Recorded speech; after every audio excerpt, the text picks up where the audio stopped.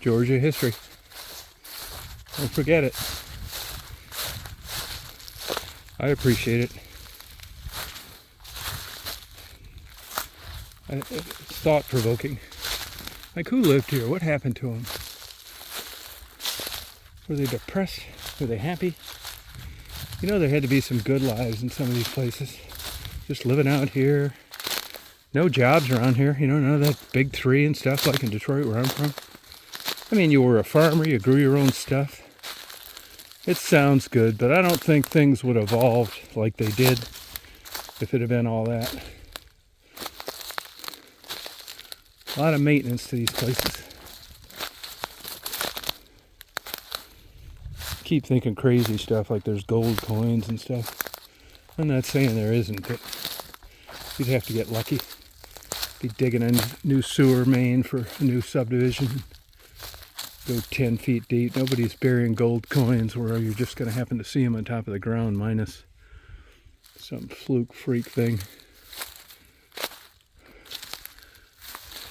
See, they want to get these old buildings off the ground.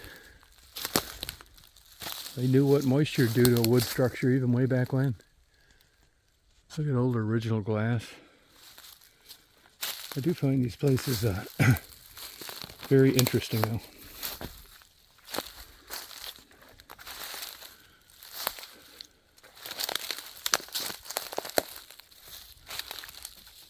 I think it is. Look at these beautiful like red berries.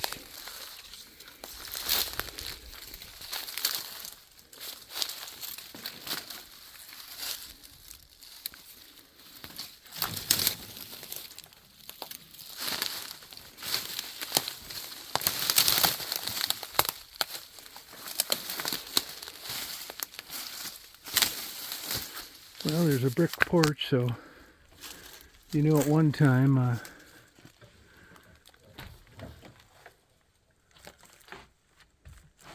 doesn't seem like too good of a board.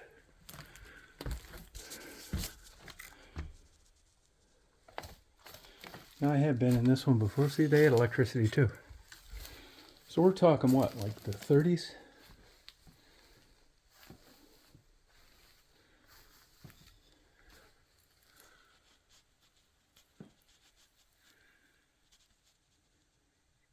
So somebody was trying to keep this thing erect with concrete bricks.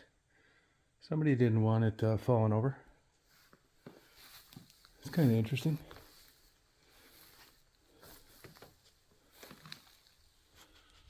I think these all, look how big these rooms are.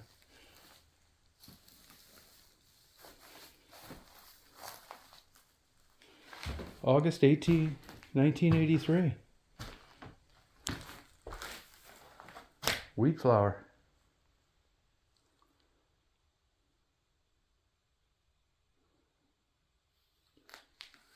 I think that's kind of an ugly fireplace. Bales of hay. I can hear something walking by here.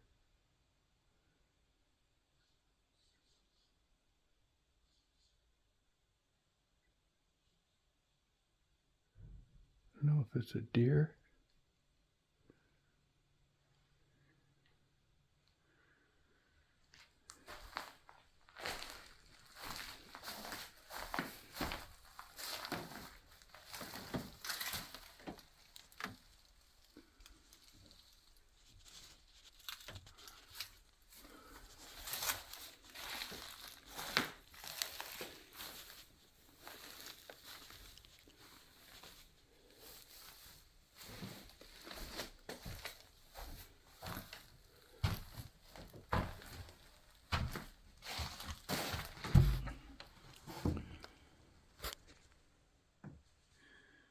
Shout out to Stephanie.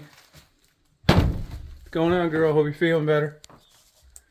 I'm checking things out for you. Georgia history not forgotten. Let's see if I can turn myself into a quadriplegic.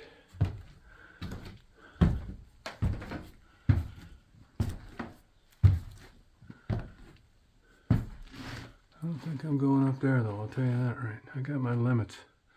See some cool old bottles back there though that That second story doesn't exactly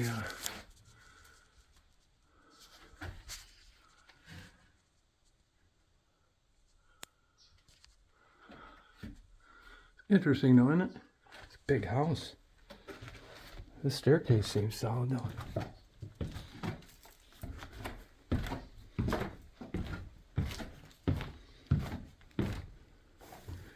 I'll tell you, there's a place, that old Packard building